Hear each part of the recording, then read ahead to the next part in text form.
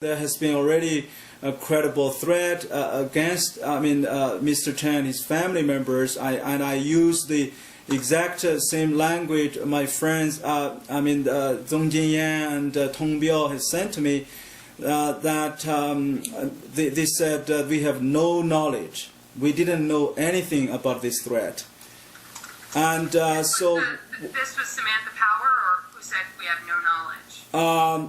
The White House legal counsel, Harold, what's his last name? Harold Cole, and I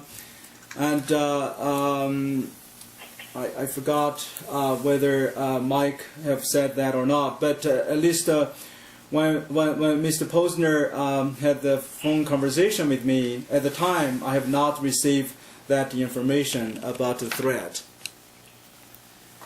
So this is a contradiction at minimum, and if not a partial release of the information about the circumstances when Chen was left. So Chen's description for his departure from U.S. Embassy as reluctant, under threat, is accurate.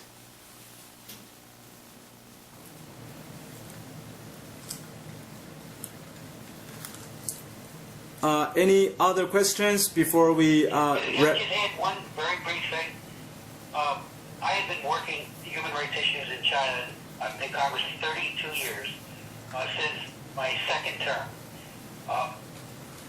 The issue of forced abortion and population control, the one-child-per-couple policy, is so obsessive on the part of the Chinese leadership. In the mid-1990s, through the help of Harry Wu, the great Gulag survivor, we got a woman out of Fujian province who ran the family planning program at one of their larger cities. And she said, by day I was a monster, by night a wife and mother of one. And she talked about how the leadership is so obsessed with implementing this policy. That's why Chen Guangcheng is such a high-value political prisoner from their point of view, and why they have done such awful things to him, because he dared chronicle the abuses against women in Lingni and defended these women against what at the Nuremberg War Crimes Tribunals for close crimes against humanity, and that's forced abortion.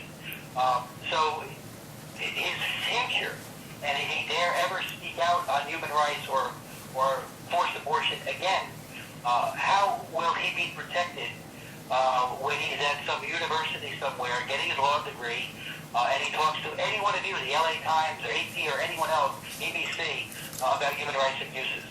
Will he then just be summarily dragged back into the Laogai and tortured and his family repressed? That's why this deal, so-called, is so troubling, especially since, as Bob and I have both tried to convey, it appears to have been done under significant duress that would approximate a kind of coercion. He felt he had no other choice but to say, I'll stay. Now, he was talking about the importance of staying early on. We all know that. But I think when one thinks it through, just like Wei Jingshang, Rabia Kadir, Harry Wu, and so many others, once they got out, they continued speaking and continue to speak very robustly in favor of human rights reform in China.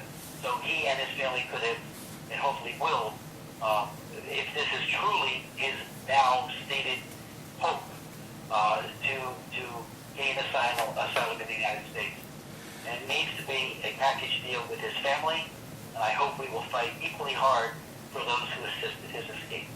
I agree, and there is a question I asked the White House and State Department officials during the NGO conference call.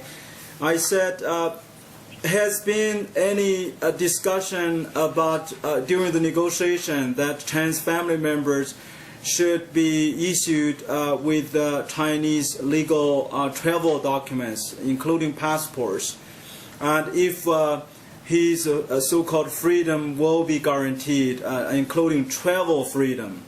And I was told that was not on the table. So that's to me, very disappointing. And because I was also told during that press briefing by, the NGO conference call by several administration officials that Chen expressed wishes to come to the U.S. to study or as a visiting scholar, and someday. But I mean, everybody knows about this. It's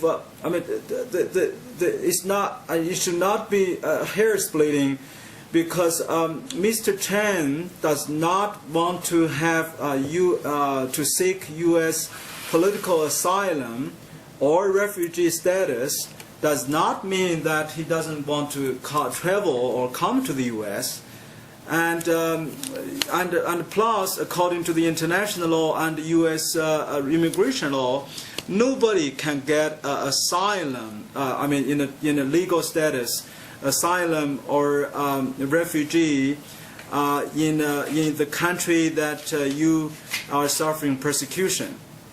So technically, even he seek asylum, the U.S. cannot give him, and he has to go to another country. And he can make a choice when he lands that country.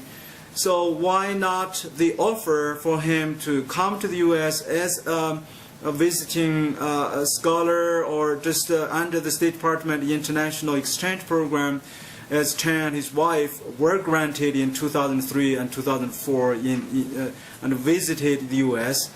And I'm wondering why that offer was not on the table. And Bob, as far as hearing, we will go into this even further, but if the AP story is correct, he said to me, Chris Smith, help my family and I leave safely. I would note parenthetically, I have been trying, as you know, Bob, and maybe some of the press know, since October to get a visa, go to China to visit with Chen Guangcheng and his family while under house arrest. I have been repeatedly turned down. Speaker of the House, John Boehner, wrote a letter to the embassy here in Washington asking that my request to go and visit him, to get a visa and go and visit him, and that was turned down as well. I will immediately, if this is what the outcome is, and he doesn't come to the U.S.